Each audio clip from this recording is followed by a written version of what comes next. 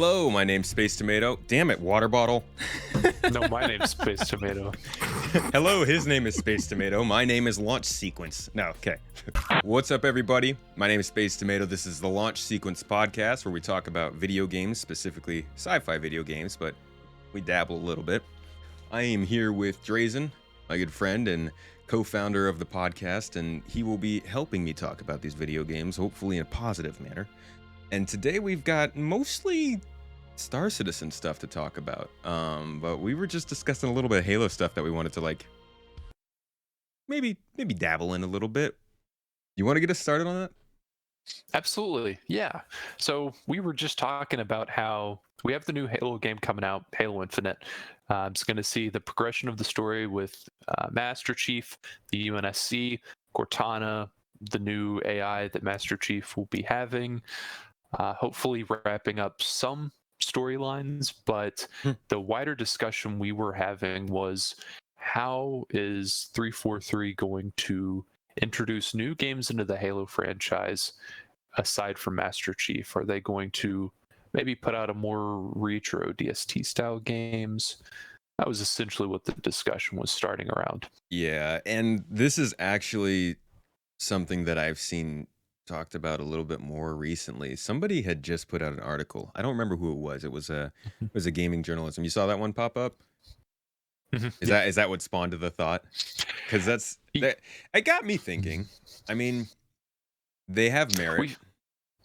We've had Master Chief for a while. I mean, I understand that they would need to do something with him, but how they do it is where I would feel a little happy or sad, I guess. The thing is like, yes, the Master Chief has been here for a long time, but does he have to go? I mean, the Master Chief is faceless, right? I feel like they did that so that they could easily switch him to another person and not have to worry about changing over the character completely. Now that's a bit of a stretch, but also I was thinking what they could do if they wanted to pass the buck forward is this. I think this would make for a great campaign. You put Master Chief, after all these crazy things he's done to fight against the Covenant and the Flood and insurrectionists, if they want to try and go up against this giant green man, he then comes back home and Oni is up to no good again.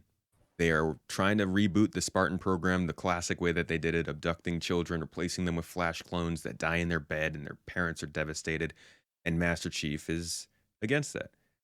How cool would it be if the conclusion of his story ended up with him going up against the people who created him, and after all of that happens, unfortunately, he is somehow killed or ends up getting taken out of the picture, and the kid that he ends up saving from this whole program ends up being the person that we play as for the future. That would be a cool way, I feel, to continue that main storyline. But like you said, I think the whole idea of different types of games, maybe more RTSs, RPGs, squad-based shooters, stuff like that could be a great way to explore the fiction too. Because there's too much not to continue the games, but like you said, and like that article said, future. Yeah, I mean, Halo has a future, and what is that future going to entail? Is that a future with or without Master Chief? Master Chief is old. We've had him for so long. I understand that they're going to have to do something with him.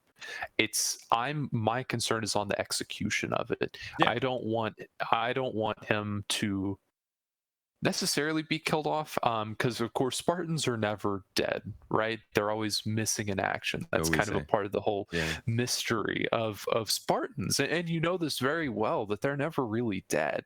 Maybe he just dies, but maybe comes back in future games. I would not like him to take a Cortana. They cannot do another Cortana.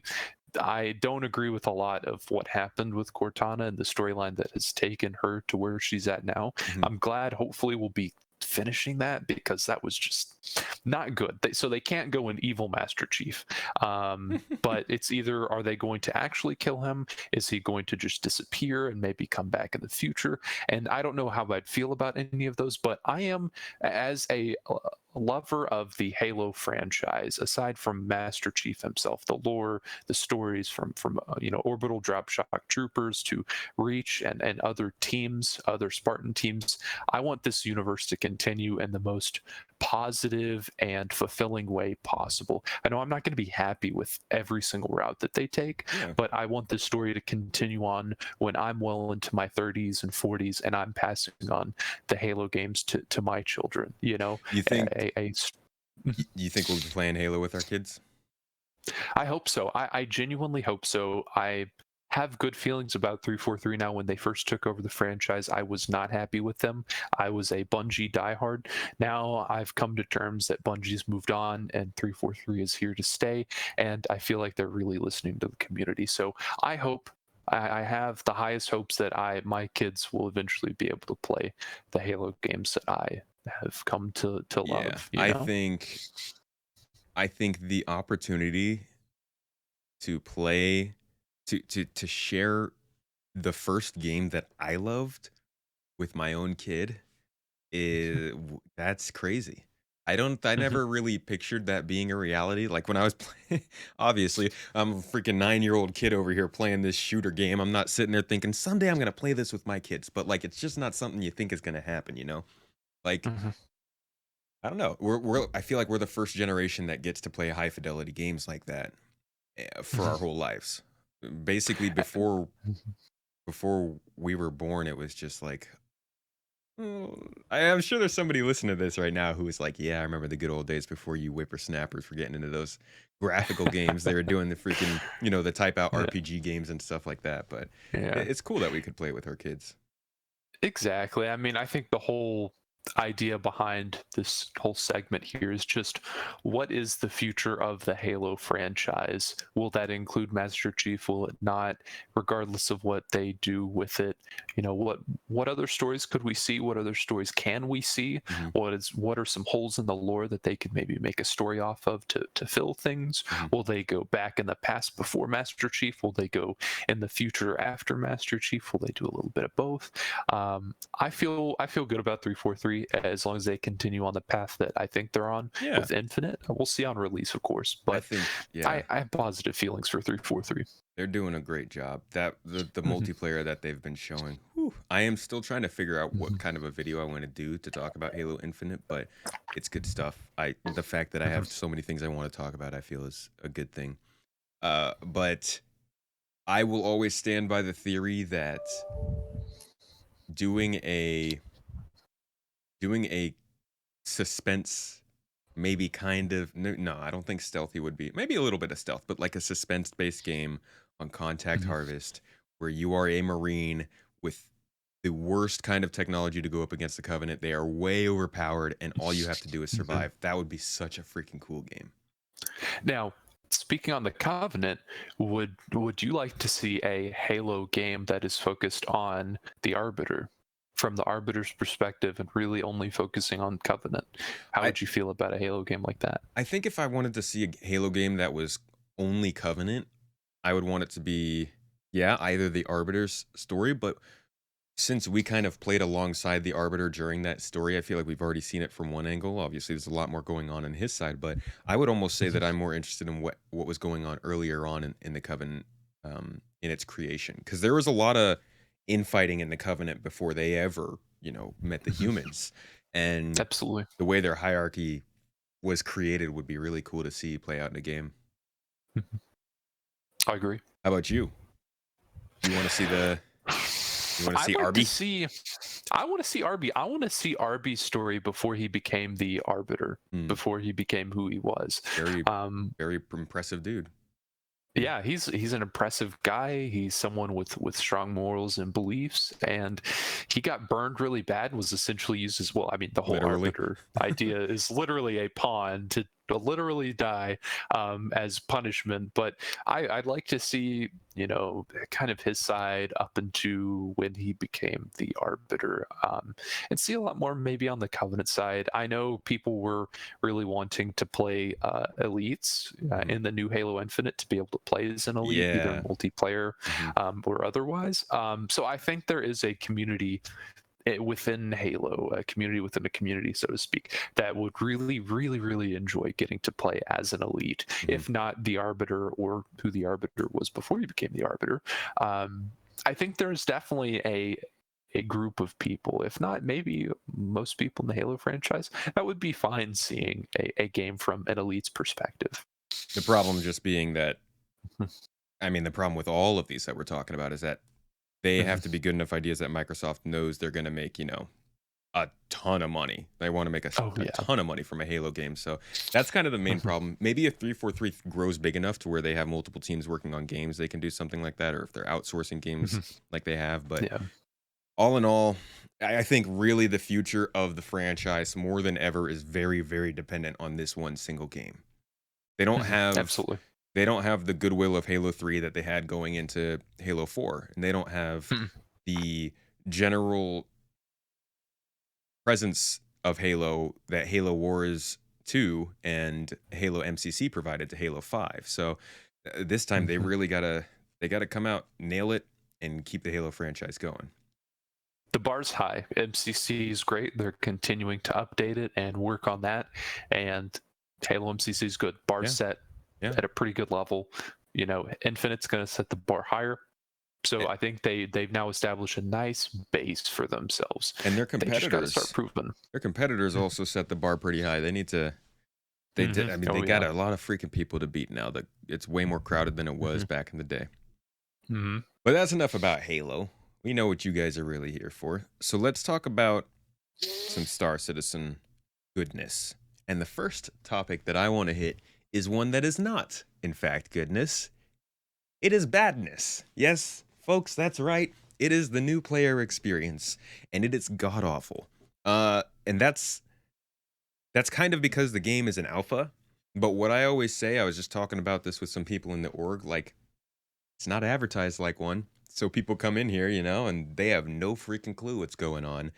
And they buy a ship, and then this ship can't run the simple first type of mission that I tell them that they should try and run. And they're like, I spent $45. Why can't I just do the stuff? And then you have to go, then they go on to the subreddit, they go on Twitter, or they go on Facebook, or wherever they go. Like, I can't finish this mission. And then like freaking 10 people come out of nowhere and they're like, it's alpha. And I'm like, it's just a loop. It's a never ending loop. But Yeah, the new player experience, even since I really got into the game, in 2019 and into 2020, early 2020, really getting back into the game, I realized, holy crap, the new player experience is crap. And just being on the opposite end of seeing new people come into the game and kind of talk about how things seem so unrefined, CIG really needs to focus on revamping the new player experience. As a veteran player, be happy if they take a quarter or two. Don't give us veteran players or people who've been playing for a while, don't give us new content. Take a quarter, maybe 2 quarters if you really need it. That might be a harder pill to swallow in the community. yeah. To just work on a in-depth new player experience where people can hop into the game and want to stay, because I feel like retention is something that CIG could use some time to focus on, because a lot of the sale of this game comes from the first hour or two in Star Citizen. If people don't have a good experience within 2 hours, they're just gonna request a refund, and that's a potential person who Yeah. could be buying much more into the game through ships and concepts and things like that. So And it takes one bad Mhm. experience to lose a customer forever. I Absolutely. I don't think I do not think that not focusing on getting those problems fixed is worth losing those customers. I think that they're going to be missing out on a lot of people who Mhm. will write off this game, maybe illogically, like you could play a game in alpha and be like, hey, this game sucks, and then come back to it in 5 years later and it's great, but people will still think it sucks and not give it the time of day.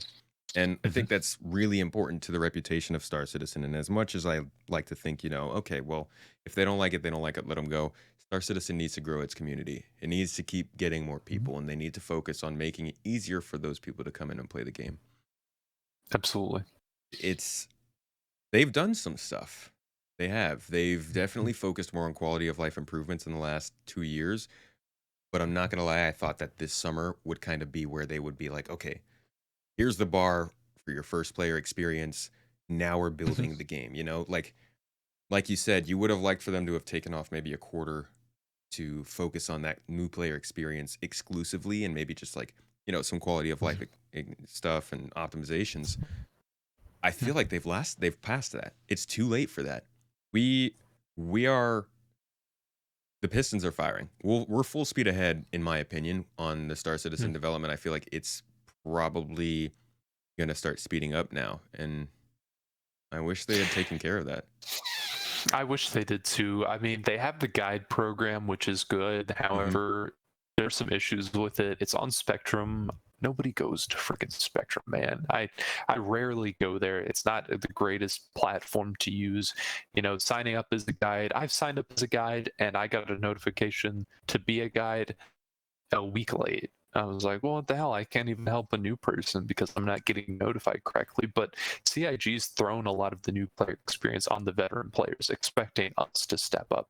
Well, no, CIG, make your game freaking good for new players to come into so they can ease into the Star Citizen experience. Don't put that back on your players or your community. I get it. We're a great supportive community, but you don't really provide us a good enough platform that makes it very convenient for a veteran player to take on a new person Yeah, as it is. And also you're expecting us to do it. I mean, come on, guys, yeah, you work with us here, work with the absolutely, yeah. community. Mhm.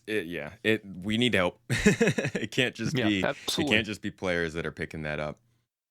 Give me 1 second. It looks like your camera is messing up. Let me just switch over my internet here real quick. 5 minutes later. Yeah, okay, yep, good to go now. Don't know what that hiccup was. It's just Texas. Where were Yeah. we?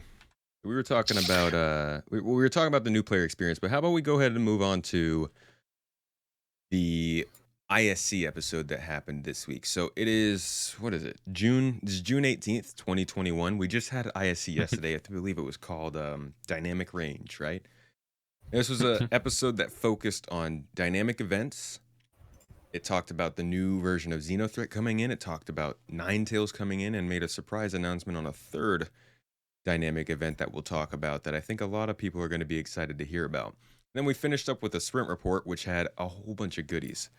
But let's. Is that a rewind sound? I don't actually know what that was. I tried to do a rewind sound, but it ended up just kind of sounding dumb. Oh well.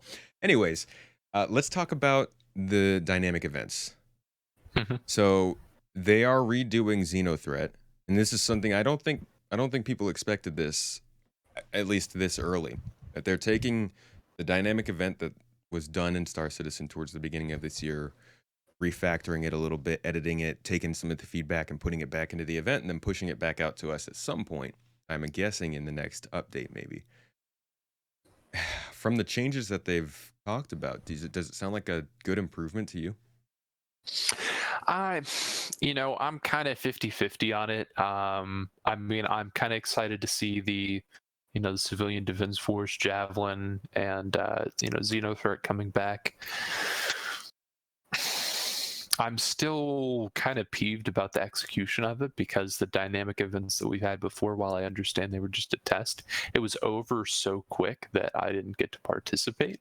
So I feel like if they do bring it back, they need to accurately communicate how often these events are going to happen so people can plan accordingly.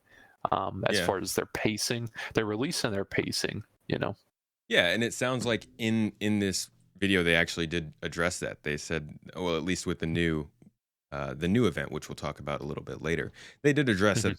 Start to talk about the regularity of the events or how long they would take.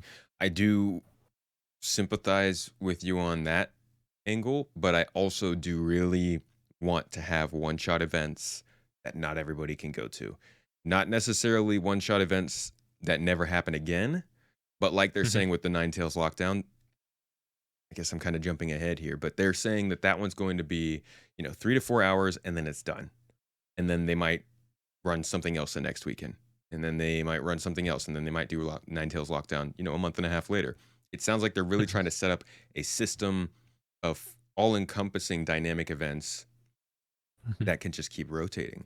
And I don't know about anybody else, but that's what I expected, and I expected events to be popping off in this star system on this day, and this star system on this day, and maybe these two star systems on another day. And all those events, one is combat, one is about getting data, one is about blockading a planet. Just like all these different events popping off throughout the weeks and the months. That's what I expected, and I'm really happy that they're talking about it already. I didn't Absolutely, expect it. yeah. I'll be good with that. I'll be good if it's, they take a full day. I feel like 24 hours would be good. You want to hit as many people as you can to at least attempt to, do it. If they only log like a 4-hour time frame, well, you're missing out on a lot of people being actually able to attend it, Yeah. So I feel like they need to do it at least over a 24 to 48 hour time span, because if you only do it in like 4 hours, that's gonna suck, because there are so many time zones you're gonna miss. And like if they only do this dynamic event like once a month or whatever, then there could be people could go months without even being able to do a dynamic event, because, well, hell, it's happening at freaking 4 a.m. my time, and 2 in the morning starting, and stuff like that. I think I have issues with timing. Yeah. So in the beginning, when we only have one event, that could probably be a problem. But like I said, I expect there to be multiple events running a day, run some at a different time. That would be good. But Yes. also for these one-shot events, which it sounds like Ninetales Lockdown is, if you ran it for 24 hours, then the only way to complete the whole thing yourself would be to play the game for 24 hours, which would kind of suck. Yeah, I feel like if you play for at least an hour or two, you've completed your portion. You've partaken in it. And it's not really it's over 24-hour span, how many players hopped on the server to complete missions. And if like every player completed one mission, that's progress to complete the event. So at the end of the 24 hours, it's like a progress bar, right, of how many people hopped on to complete the event. And as a way to just a marketing way to get people on and playing the game for a day, just so people know if they complete their mission on their server, that's going to help the progress overall of the mission.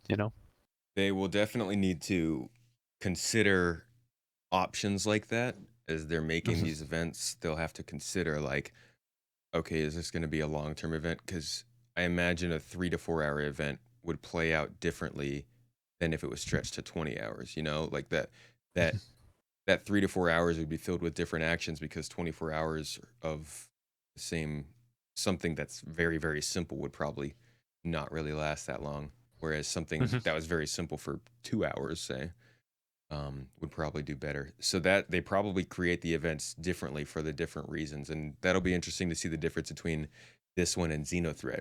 And another event, would you like to let the people know what we're going to be, what they're working on for us? No, I'm actually gonna let you take the head on this one. Do you I know? No. No, he doesn't know. Okay. He doesn't do his homework, apparently. I don't do my homework. We will be officially getting Jumptown 2. And they have confirmed they're working on it. They're going to put it in the game as a dynamic event. And oh boy, that sounds like fun. I mean, Jumptown was a big one. Jumptown. Yeah, I played Jumptown. That was a big one. That was awesome. I didn't really take part in it, but it is definitely, it holds a spot in a lot of people's hearts. It was a lot of people consider it to be the best time for Star Citizen. It was emergent gameplay. It was completely organic. It was created by the players, and it was based on the economy. And even now, I doubt that Jumptown 2 is going to be as good, because it won't be quite as emergent. But if they could figure out a way maybe to create a player-triggered, or a player-spawned trigger to make it happen, then it could feel more like it was player-caused. But I am interested in seeing what they do. I think Jumptown 2 would be one of those long-term dynamic events you were talking about. Like, I could see that going for a week, So, and I feel like they need some dynamic events that take place over at least a little bit of time, because as much as Star Citizen already is kind of a job in order to make money, to make sure you have, money for your fuel and repairs, and while it's minimal right now, I just don't want to feel like I'm having to set timers to get on to Star Citizen. Like, oh crap, I gotta Oh do an boy. hour lunch break because this dynamic event's happening, and if I don't do it, I'm not gonna get to enjoy it, and You better I'm get not ready gonna know for what's going those on. for all those God, freaking dude. insurance timers, loading timers, Yeah.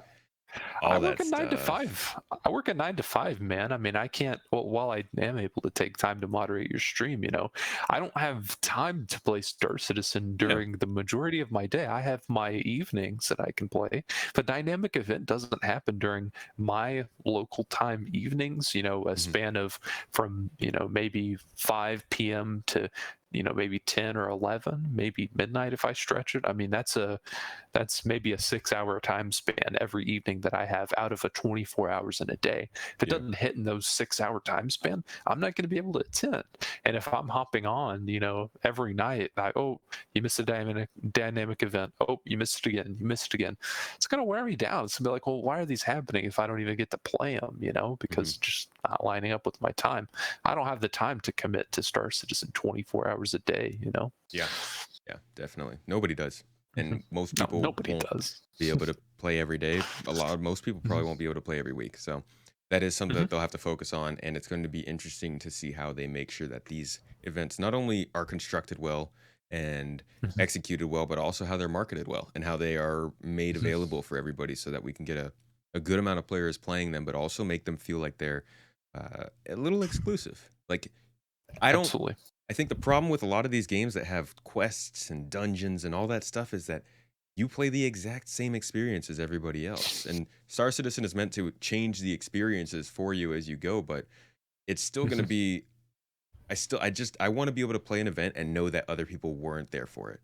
I want to be able to put a mark on the system, on the galaxy, and then turn around and be like, yeah, I took part in that. Did you? Mhm. No? Oh, but you did that stuff? Well, that's really cool. I heard about that. That's what we want in this game. We want stories. We want disconnected lore. We want to feel like we're living in a bigger universe that's doing things besides us.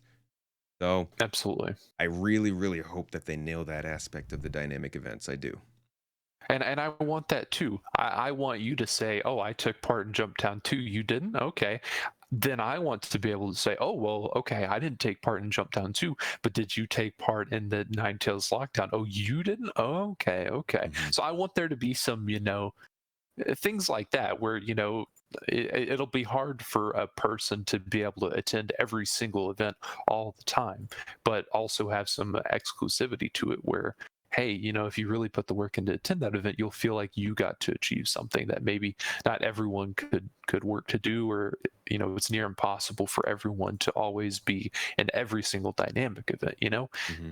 I don't know, I feel like there you can work it a couple different ways at least. Yeah, and having the I'm sure there are going to be events that are spawned by the results of other events, just because Mhm. that's how the economy will work and quantum will factor in that stuff. So I think it would be great if you could say, well, I didn't make it to that event, but the resulting bombardment of this planet or the blockade meant that I had to take part in this other cargo-based event, and I had to pick up after you guys. That Mhm. yes, ooh, gold, give me that, mwah, please. Yeah. But let's move on to the sprint report. The sprint report this week, sprint reports are always good. What they are, for those of you who don't know, generally features and things that are brought into the game are worked on in sprints. However long this might be, 2 week sprint, 7 week sprint, 10 week sprint, but a time where the developers can focus on that product and figure out what needs to be done and get it done in this amount of time. So these sprint reports generally look at things that are being worked on currently. They never really talk to us about concepts or ideas that are super super far in the future or don't really have much of an idea. Sprint reports show footage of work that is already being done. And that's why they're so interesting, because they give you a really good look at what's being done for this quarter and the next quarter. And that's really all you can depend on when it comes to Star Citizen. They show you what's going on a year out, but like, was anything that was suggested a year out still on the roadmap in a year? So the sprint reports are really fun to watch, and this one was packed full. This one was long. I think it was like 8 minutes long. You see, they're like 4 or 5 minutes long. So we started out with some branding stuff, some logos. You read about it, right? You didn't see Mhm. the logos? I did. I got to see the logos Oh, as okay, well. cool, cool. Did you Mhm. like them? They look cool. They're definitely very interesting. Yeah. I think the names of what the logos are more interesting than the logos themselves. But True. They you they know, do they do say some interesting things. So for Mhm. anybody wondering, the logos were for Eclipse Mutual, which is an insurance company, the Tax Collection Bureau, which I think is pretty self-explanatory, and Cousin Crow's Custom Craft. I personally only liked Eclipse Mutuals. I don't. They said that they went with the Tax Collection Bureau's logo because it went with the rest of the UEE's branding. I'm not gonna lie, I'm not a huge fan of the UEE's branding. I think it's Mhm. rather uninspiring. So I was really hoping that they would go with a different direction there. And then the Cousin Crow's Custom Craft, I like it, but I didn't honestly when I first saw it, I thought it was maybe like a cider company or a beer company.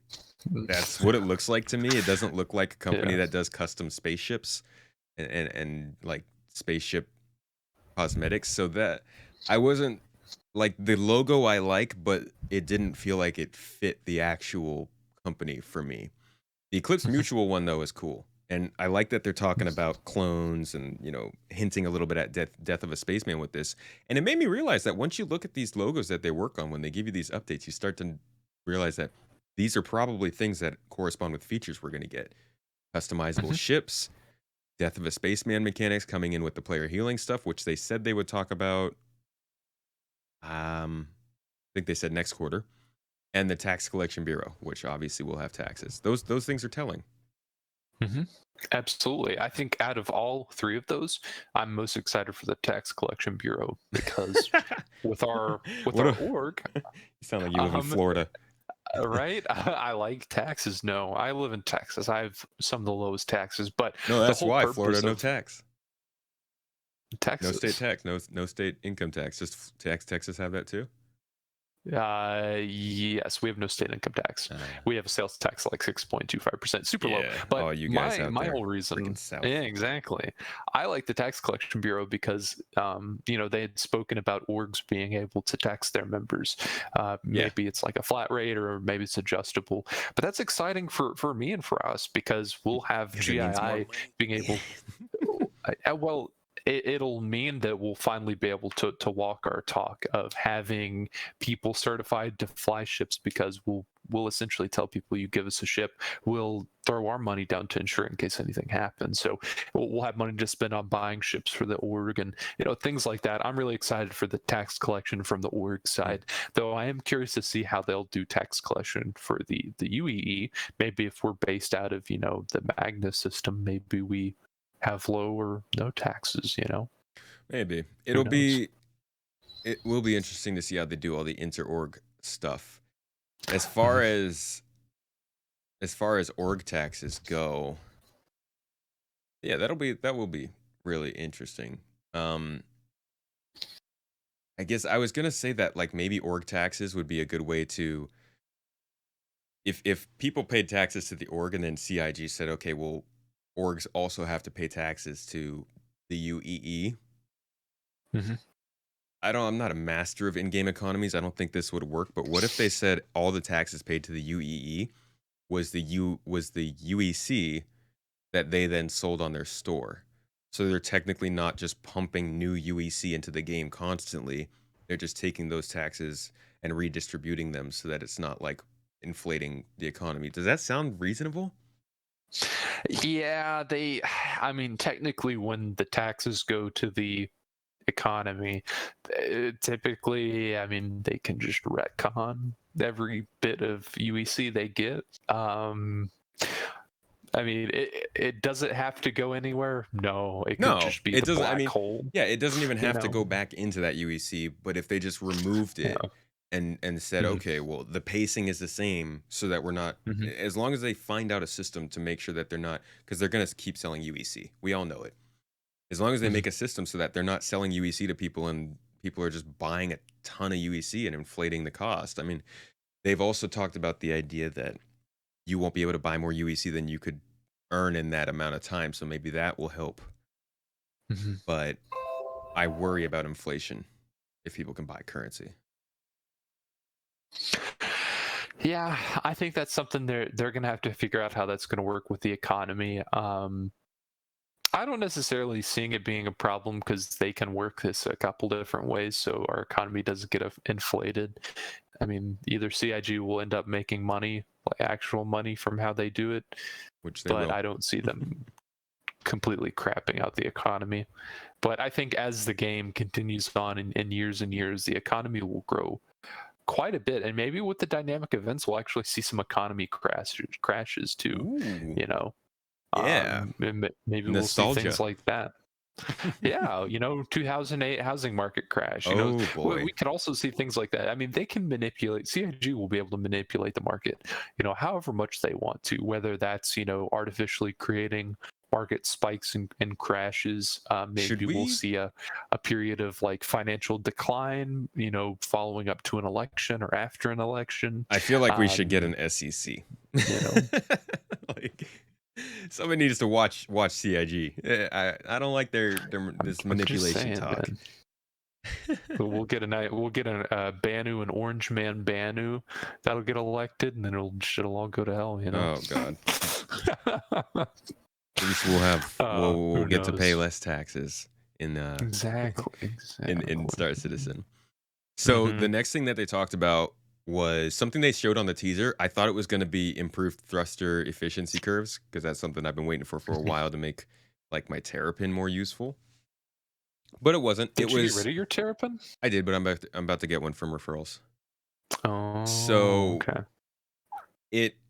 It wasn't about that. It was actually about the thruster volumes. So right now, when you hover in game in Star Citizen, it kind of just puts out this random cloud on the ground to show that there is a ship there. It has no direction. It has no meaning. It has no context with what you're actually hovering over. It just always looks like brown dust. This is pretty standard, right? This is something that you would see in a lot of games. Most games would most likely say, okay, we got like an effect that shows up on the ground. People see it. They understand what's going on. That's good enough. CIG's like, nah, dog. This is a spaceship game, Holmes. They are individually modeling every thruster volume that comes out of the thruster. Mm-hmm. And then not only taking direction into account, but they're also going to take the material that you're on into account. So you'll blow up you'll blow up snow if you're near there. You will affect the grass if you're in a jungle. You will blow up sand if you're in a desert. And it will always blow in the direction, that you're angling. Is that a big deal to you? Like, is that something that you ever thought about and you were just like, oh man, I'd love a video game independently modeled my thrusters? No, not for Star Citizen at least. I've been more worried about when I somehow glitch out when I spawn back in at a space station. Well, okay. I feel like that's a small quality of life thing that, it's cool, but do they really need to polish that right now? Well, let's look at it. I mean, yeah, I guess it is a bit, it could be done at a different time, but let's look at it as a Star Citizen thing rather than a video game thing, because Star Citizen is kind of look at it as a Squadron 42 thing. Maybe them working on the dust effects is somehow correlated to something they're working on Squadron 42, which seems to be the. I just meant in the idea that like they do this kinds of stuff, right? Like they're stupidly detailed, and I think a lot of people back them because of that. But like you said, maybe this isn't the right time for it. It could be, they've been working on SDF stuff. It could be possible that they're trying to group all of their sign distance field stuff together, the shields that they're doing, the air volumes inside of rooms that they're doing, and now maybe the thruster volumes. Yeah, maybe that's part of it. I would have to say it.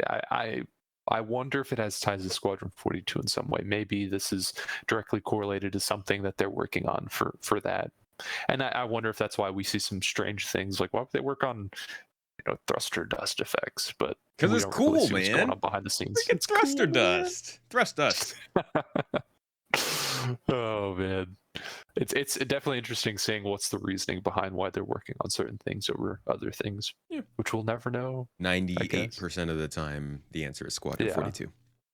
Yeah, why are we getting the Gray Cat buggy PTV gold standard? Or You know, why are we getting such incredibly detailed directional fire? Which was the next thing on the sprint report. And holy yes. crap. I mean, I've covered this segment every time they've done it so far. And this fire simulation is just ridiculous. It is taking into account convection heat, conduction heat, radiation heat, air, the air moving around in the room, whether or not there's a vacuum. Did somebody open a door? Is there something flammable nearby? It's crazy. And again, you look at it and you're like, why in the world is my space simulator so focused on fire? Drazen, can you give us the answer, please? Immersion. Damn it, Drazen, it's Squadron 42. It's It has to be. I took out a Carrack because I decided to subscribe this month to get the armor. I took out my Carrack with Falconer, and I was doing some low flying in a Carrack because, of course, you'd low fly in a Carrack. Why not? Oh yeah, that's perfect. Absolutely. I mean, it's meant for low flying. Why? What else would you use it for? That's why it's not an sells exploration ship. Yeah. Absolutely. Yeah, it's the low flying ship. I hit a tree, of course. I mean, it is the most maneuverable ship in Anvil Star doesn't Citizen sell right those. now. But trees are a pain in the butt. I hit a tree, and Falconer was like, "Hey, get out of your seat, come check back here." And I went to the area right in front of the medical bay, and there's two vents on each side of the door, and one of the vents was spewing black smoke, and it was really, really cool with how how thick it was in certain parts and less thick in other parts. But it was cool because in the opposite room adjoining, where I believe I want to say it was either I don't think it was the component repair room. I want to say it was the mess hall. I believe it was the mess hall or the rec hall. There was another vent there that was putting out the same black smoke. So I think it would be really cool to see kind of like a HVAC ducts for ships, where if you have a fire on a ship in a certain area, it can crawl through the ducts and spew smoke in other areas of the ship too. And that was something that I had thought about most recently. Are you... Grayson, this is what happens when you don't do your homework. That was the next thing on the video. Yeah. Yeah, they showed Oh, it is. Yeah. they showed smoke moving throughout vents on the interior of a ship, and I was like, you started saying that, and I was like, wow, that's actually they're gonna do that, because I'm imagining the smoke that was coming into your Carrack was likely like just sort of disappearing, right? It didn't actually stay there. No, I mean, it did disappear at some point, but the rate at which the black smoke was coming out on the floor and it was gathering, it was actually thick enough where Falconer was standing right on the vent when the smoke was coming out. I couldn't see his body until he turned on a light, and I could see the light shining on the ground. But the smoke was hanging there for long enough. Now, it didn't expand. It wasn't volumetric in any sense of the word, but it was there, and it was a set amount of volume of that black smoke. And then the smoke in the opposite room was not as thick because it was coming out a smaller side vent, but it was there, and it was taking up a finite amount of volume. So okay. Yeah, I mean, sign distance fields are very impressive technology. Like Extreme Tuber said in the chat on the podcast here, it is very cool stuff. I mean, a lot of people who have been around a while remember them talking about sign distance fields and what they would be used for. Originally, I believe the first time that we heard about them, they were talking about how they would be used for shields to be able to more closely wrap around your ship and find the shape of your ship. This is what sign distance fields are generally used for. They are a very particular and detailed way to find the shape of an object, and they allow for you to play with other objects in relation to that object based on that shape. So we have them for the shields, but we also have them for our atmospheric entry effects, where the flames wrap around your ships in this dynamic way, and sort of you can almost see them licking at the hull as you turn your ship in the correct directions. And so now here we see them doing other stuff with them. Now they're going to start using them to channel smoke around. They're taking the signed distance fields and they're pointing them inside the ship and allowing them to channel smoke around the ship in a believable way. And I'm just thinking, based the fire propagation combined with this smoke, combined with this detailed interior of ships, we talk about how ships are going to die, how they will get disabled, they won't get blown up. I hope that that sequence is very long because I really want to be on a big ship and experience a proper doomsday. Like I want to feel that hopelessness as my ship begins to burn and take damage around me. I don't want to die. In fact, I'll have it not be my ship. Can it be somebody else's ship? But I'd like to be on board because that is a sci-fi experience to the T, and they are constructing it. So the streamers' ships don't get damaged. They don't get to die. Everybody else's ship gets to die. I'm not saying that as a streamer. I'm saying that as a fragile tomato, man. Thin skin. We don't do well in vacuums. Like, I'd rather not die, and I'd rather have my ship to come back to. It could be my ship, but GII can fund it. That might be a conflict of interest. I'm sure it'll happen at some point. We'll all be on a ship that ends up getting wrecked at some point. But I think that experience is going to be one of the more visceral ones that we get in the game. Absolutely. And the whole gameplay that'll evolve around just that happening. You know, now we need to have somebody come with a repair ship or things like that. Yeah. I don't know. Yeah. So the monthly report, often, if you haven't seen my monthly report, if you are watching this on video, then you can go check it out on my other channel, Space Tomato. And if you're listening to this podcast, well, you can, I guess, also go to my channel, Space Tomato. But I did a monthly report. I do it every month. And oftentimes in the monthly reports, we get to hear about ships that are going through construction. And there is the normal creation of a ship, and then there's something they call gold standard. The gold standard is, I believe, art. I think they're saying gold standard art-wise, as in, obviously, it doesn't have all the components you can move. It doesn't have the relays in it. It doesn't have the engineering gameplay, all that stuff. But the art is there and ready for all the features that are going to be in it. And the latest that they're working on is the Retaliator, the bomber. And I'm wondering, I think they said, let's see, they've done the Gladius, they've done the Saber, now they're doing the Retaliator. What do you think's next? The Hornet? The Hornet would make sense. I think the Hornet would make the most sense. Because I don't remember seeing anything else in the Squadron 42 trailers. Maybe Vanguard. But what are the other like small military ships that would need to be absolutely done for Because Arrow? Do they think there's going to be an Arrow in Squadron? Maybe. I haven't seen it at all in like any of the stuff they've shown. I know, I haven't either. I'm trying to think. Did we see the Caterpillar in any of the Squadron 42 videos? I don't think so. No. I'm trying to think of any Drake ships that we saw in Squadron 42 videos. We'll probably. I was gonna say maybe we'll see a. Actually, who makes the Crucible? Is that RSI? That's not RSI. Who is that? Anvil. Okay. Anvil. Yeah. Sorry, Anvil. Yeah. The Gladiator. Yeah, that could be one.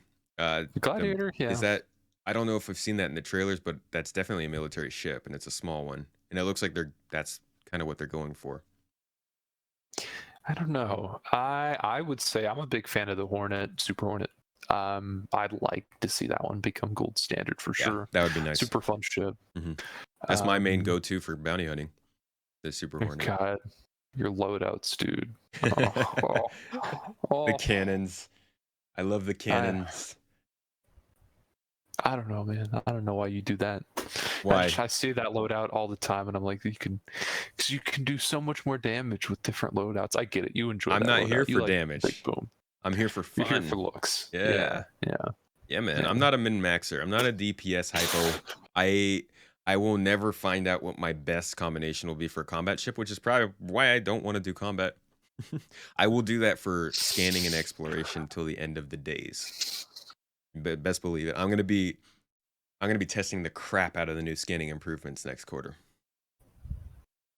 So science division, Got it. get pumped.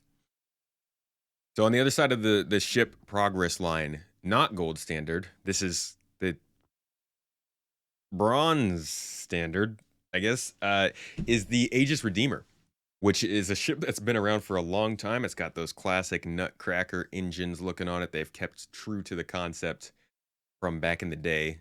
It's a very divisive ship. Some people don't like it. Some people do like it. My friend Paul, Astropub, he is very vocally against it, but I think we're gonna flip him on it. I think we will. But it's You think so? Oh yeah, we'll get him. We'll get him in one of those ships. We'll get him in a little. Dude, have you seen how many guns are on that ship? How could you not like that? Come on, you're talking about damage, dude. Ooh, what is it? How many does it have? Like 5 turrets? It has a lot of turrets. Yeah. One, two, three, four or 5 turrets. It's a gunship. I mean, I don't know. See, I sympathize with Astropub because he's Argo Cargo gang. You know, he likes Argo Cargo. Well, now you have to specify which Argo Cargo. Oh yeah, that's true. Well, not the MPUV, not the MPV, the cargo variant. Yeah. But some people are saying that the raft might be cargo. Yeah, we'll see. And it's going to be hard to sell Astropub on the Redeemer because we might be seeing a raft. So, I mean, you can't sell him on a ship when there might be another one on the horizon from Argo. I think we can get him. You never know. I don't think so. I personally, I like the ship. I don't know about you, but I think the Redeemer is in a very good spot where almost every time I get on line to do group bounties, it's never a group that's bigger than like 3 or 4 people. And that's too small for a hammerhead, but there aren't really any other ships that you can take out that allows everybody to take part in a combat scenario. And the Redeemer, I feel like, is just going to really nail that. It's a cool ship. Not a ship for me, but it's a cool ship. Fair enough. I think it's neat. Fair enough. How about the Starfighter, the Ares from Crusader? Yeah, still not a ship for me. No, that's definitely not a ship for me. That one, that feels like such a niche ship. It is, and I think it's really overhyped. I think a lot of people who were prior military or just enjoy the military period, they think of it as like, oh, it's the Space A10. I'm gonna get my space bursts and all that. I'm like, guys, it's not going to be like that. I don't think people are understanding. I mean, it has a role. It fills a role, but it's very niche. You know, it's going to be good for that single role that it has of, you know, chipping down ships larger than it is. But that's it, you know. And I mean, if that's your goal, is to have, you know, a single seater fighter that's focused on doing that exact role, then awesome, perfect ship for you. You really don't have many other options. But if you're doing anything else with it, I just feel like it's a waste of money. I mean, it's what, $220 at least? I have no idea. I feel like it's pretty expensive. It might actually be a little bit more. I forget now, but I feel like there are a lot of other ships in that price range that you can get that can do, you know, other things. I just think people are going to be more vulnerable than they think, and people just like it because it's a big gun, but it's going to be very defenseless. Yeah, it is. I think so too. I don't know. I think it's very overhyped. I mean, it's a Crusader ship. Thankfully, getting this ship, getting both the Ion and the Inferno, will almost completely round out the Crusader line of ships. So I feel like since the Mercury Star Runner came out at the end of last year, this has been like the year of Crusader. Yeah. And now we're getting Orson as well. So where's my Starliner? So where's your Starliner? I want the Genesis Starliner. I actually want to see some of the variants of the Starliner. I think some of those Jupiter might be pretty interesting. Or no, the Jupiter's the different ship entirely. What the heck, Tomato? Ask Paul all about that one. He really likes that ship. The Star Hunter. Right. And then there's another one, like an AWACS or SWACS ship. Yeah, they have variants. We don't know if those variants are confirmed, though, of course. But they could just be lore. Absolutely. Well, moving on from there, we got to talk about ship HUDs. And I know you didn't see it, but man, you're going to wish you did because it's your favorite. It's Drake. They were showing off finally. So we've seen Aegis. We've gotten an idea of what they want to do with Aegis HUDs. They were Very nice concept. Some people said they were too loud, and throughout the time that we've seen them since then, this was like last November we saw them, they have been toned down a little bit. They've been tightened up, cleaned up a little bit, and they're looking better, and we're going to start to see them in the next update. But they are already getting to work on additional HUDs. This is because every manufacturer is going to have their own HUD style. So you'll get Origin with its very, very fancy HUD. Oh, so nice. And then you'll get something like Drake, which is, as we've seen in the concept here, triangular. It's cool. Definitely cool. But I guess I'm not really sure what I would expect from Drake, to be honest. It's a nice updated HUD and it's got a nice design and I really like what it looks like. And I'm glad that it's different from the other ones, but I just don't know what to expect. That being said, I'm super, super happy to see different HUDs and different ships. That's going to be very cool.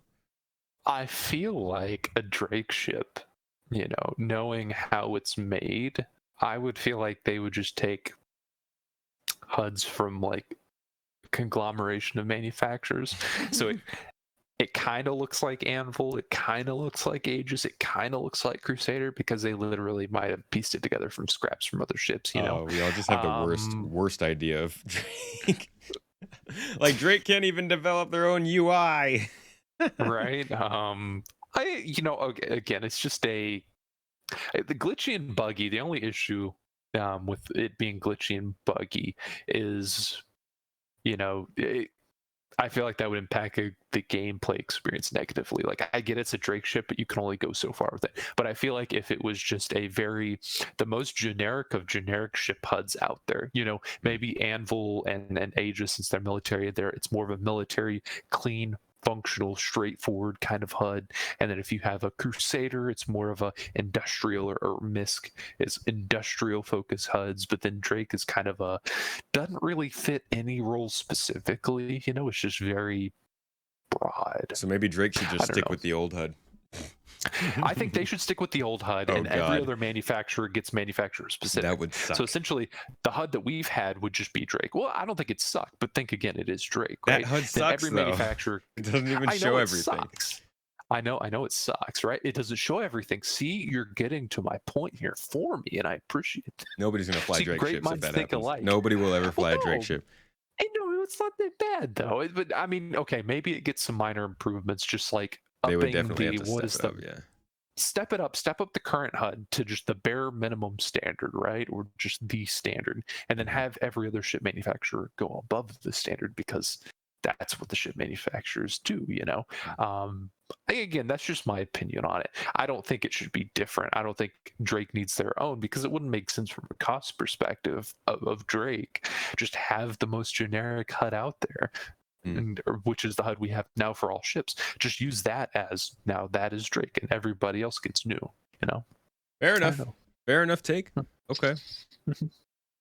Well, let's move on to loot generation, which they've talked about a little bit in monthly reports, and they're now showing that is being actively worked on and tested.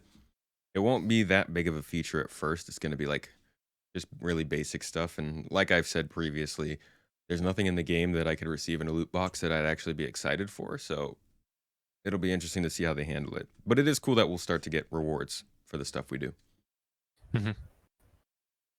And maybe pick up some extra loot on the ground, Yeah. He has a nice little, nice little beer on him for some reason. Yeah, and that'll definitely work better with the inventory systems running. Mm-hmm. The Colonial Outposts saw some more work. We saw another update. This has been an ongoing feature. I believe the first time we heard about it was last August. So we're coming up on a year work on this feature, and it's a big one. But we still don't really know how much gameplay it's going to bring to the game, which is generally the case with locations. And as I said in my Crusader video, I just put that out a couple hours ago. In that video, I say, hey, you know what?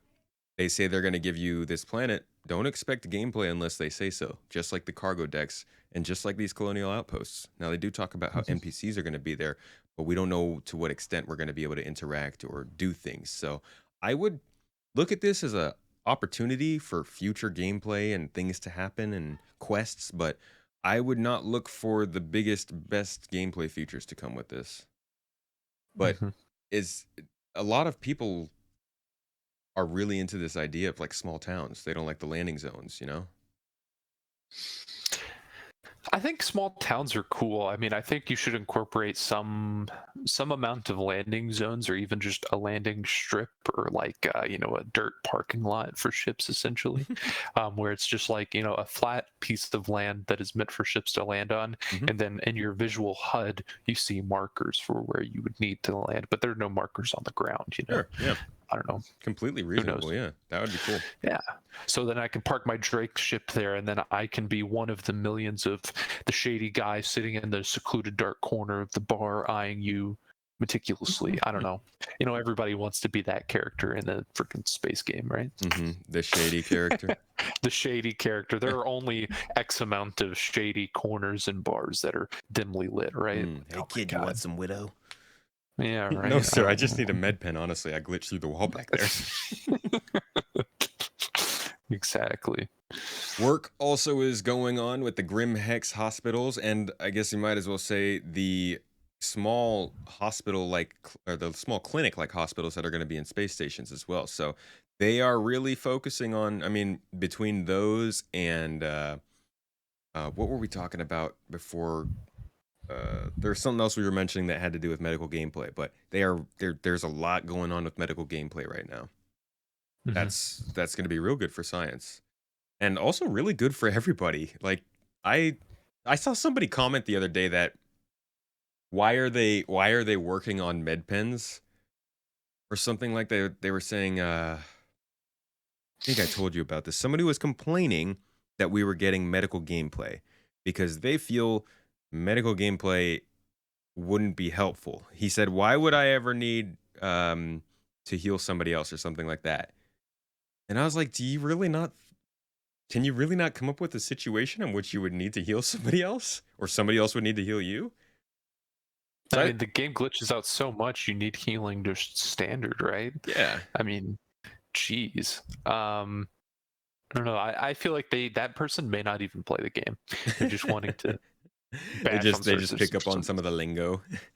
Mhm. The idea of using a laser for the medical gameplay, I know rubs a lot of people the wrong way, but I've said this I think on stream, and I'll say it here. If it's what needs to be done for us to start getting gameplay features faster, then do it. Use the beam-based gameplay as the baseline, and then figure out ways to incorporate more custom, bespoke styles of gameplay, like the gadgets that are coming to mining that won't use the laser, that will instead require you to get out of your ship, go over to the asteroid, and plant it in a strategic place. That is mining, and it's not using a Mhm. laser. So they can always add on top in the future. But But also, I feel like beam usage for different gameplay loops, I still think it's going to have a place. I mean, it makes sense. Especially when it comes to like engineering, you'll need a beam to like repair stuff. I yeah, get that from especially a ship perspective, and I think in the larger, think of it from like a 40,000 level view of like ships are going to be using lasers to do many things, so it makes sense for that to trickle down to our specific gameplay loops in FPS, right? um, there are some gameplay loops where I feel like it would be better achieved not using beam gameplay yeah, like for farming. now, like farming. Okay, farming probably not like beam focused gameplay. But I Sorry, I see meant farming would never have beams. would never have beams, Yeah. yes. And I feel like there are certain gameplay loops that won't have beams, but I feel like for the vast majority of gameplay loops, beams will be okay because It's it is doable. the future. It is Star Citizen. It's doable. Medical is one of those I feel is on the cusp. Yeah. Where yes, in a lot of situations, a beam would be perfectly fine. There are some situations where yeah, okay, maybe you can do it without a beam, but again, you want a very smooth gameplay experience, and I want to be able to go out and maybe get a mild injury and be able to heal myself quickly. I don't want to have to sit there and Tarkov style wrapping my arm in a bandage, and I mean, okay, maybe that's fine, right? But I don't want to have to sit down, put on a tourniquet, do each piece, and wrap it up, and spend 10 minutes fixing myself up for minor to maybe moderate injuries. Yeah. It's just, they have to focus on it being smooth, and I think beam gameplay makes it very smooth. Maybe not believable, but smooth. Agreed. The last thing we went over in this episode was just to touch on the Orison lighting pass. They're still working on it. It's a lot of work.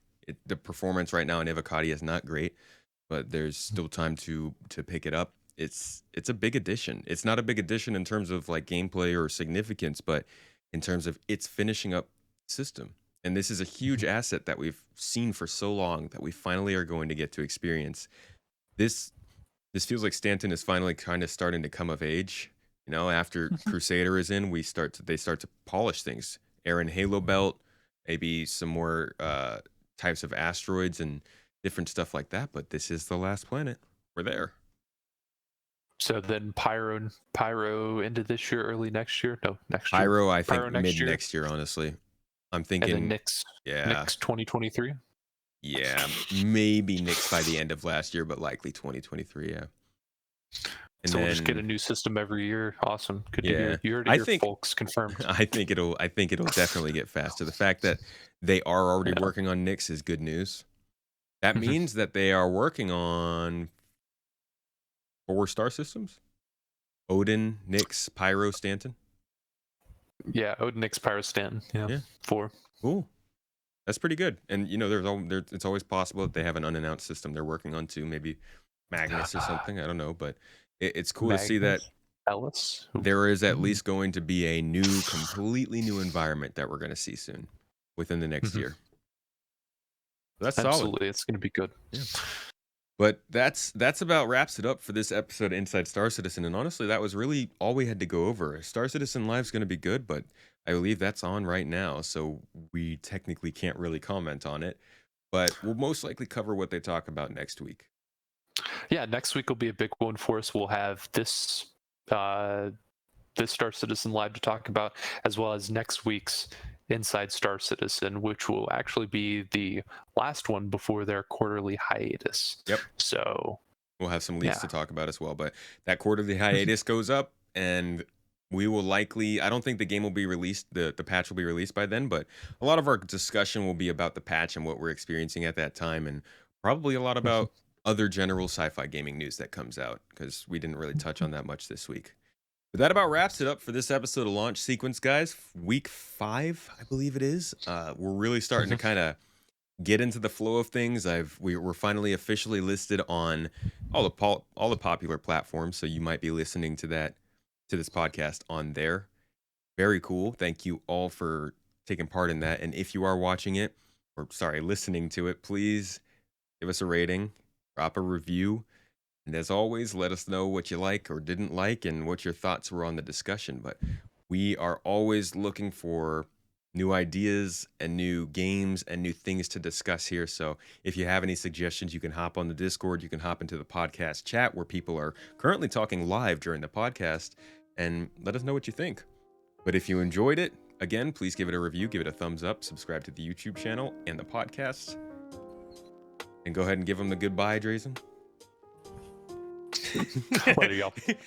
he waves, just so all I of you know wave. in the audio. All right, guys, we will see you later. Thanks again.